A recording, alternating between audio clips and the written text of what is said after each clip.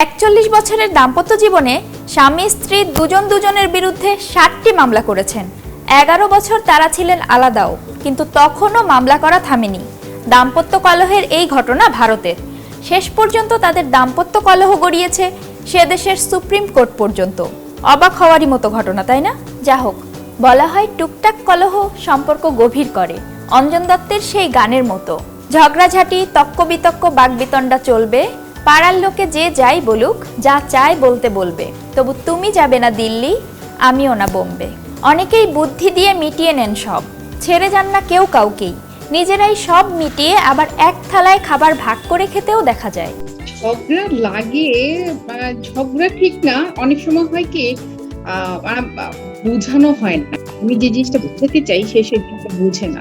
Decision making এর ক্ষেত্রে আমাদের দুজনের মধ্যে কিছু গরমিল আছে, কিছুটা যথেষ্ট গানের, চিন্তা, চেতনার, পার্সোনালিটির, বাট আমরা অসাধারণ আবার ভালো সম্পর্ক। কিন্তু অদ্ভুত কিছু বিষয় হচ্ছে, খুবই সেন্সিটিভ কিছু বিষয় আছে যেগুলোর মধ্যে দুজনের অমিল আছে।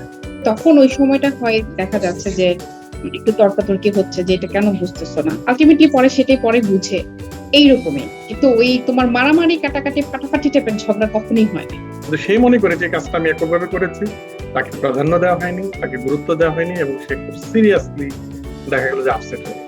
আমাদের মধ্যে যদি কখনই কোনো মতের অমিল হয় বা আমরা যদি একজন আরেকজনের কোনো বিষয়টা যদি না বুঝি বা বোঝার চেষ্টা না করি, সেটা কিন্তু আমরাই আবার সেটাকে সর্ট আউট করে ফেলি। সেটা আমাদের চার দেয়ালের, রুমের চার দেয়ালের বাইরে এটা কখনোই যায় না। এক পর্যায়ে দেখি যখন সে অনেক বেশি সিরিয়াস হয়ে যাচ্ছে, তখন আমাকেই সেই জায়গা থেকে আবার মেটাতে হয়। মেটানোর ক্ষেত্রে ভূমিকাটা মূলত আমার। হয়তো দেখা যায় যে ইনস্ট্যান্টলি কেউ কাউকে বোঝাতে পারছি না, বা সেটা পরে আমরা দুজনের জায়গায় বুঝে নিই। তবে মনোরোগ বিশেষজ্ঞদের মতে একে অপরকে গুরুত্ব দিলেই দাম্পত্য কলহ মিটিয়ে নেওয়া যায় খুব সহজে। দাম্পত্য সম্পর্ক কিন্তু এটা এক ধরনের সোশ্যাল কন্ট্রাক্ট, এবং এর পেছনে থাকে আমাদের মিউচুয়াল ট্রাস্ট, রেসপেক্ট এবং অ্যাকাউন্টেবিলিটি। অর্থাৎ পরস্পরের প্রতি বিশ্বাসটি আছে কিনা, পরস্পরের প্রতি সম্মানবোধ আছে কিনা, এবং তারা পরস্পরের প্রতি দায়বদ্ধ কিনা।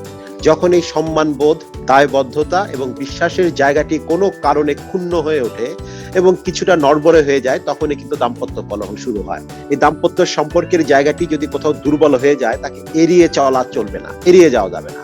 সেটিকে হয় আমাদের পরিবর্তন করতে হবে, অথবা প্রয়োজনে সেটি থেকে বের হয়ে আসতে হবে। অর্থনৈতিক সাম্যতা, যৌন জীবনটিকে ভালো রাখা, তাদের পারিবারিক জীবনে তৃতীয়, চতুর্থ বা পঞ্চম কোনো ব্যক্তির অনুপ্রবেশ, তাদের ব্যক্তিগত বিষয়ে অনুপ্রবেশকে নিরুৎসাহিত করা, এগুলো কিন্তু আমাদেরকে খুব প্রয়োজনীয় এবং এগুলোই গুরুত্বপূর্ণ। আচ্ছা, আপনার সঙ্গীর সঙ্গেও নিশ্চয়ই এমন মান অভিমান হয়, কিভাবে মিটিয়ে নেন সেসব? আমাদের জানান কমেন্ট সেকশনে।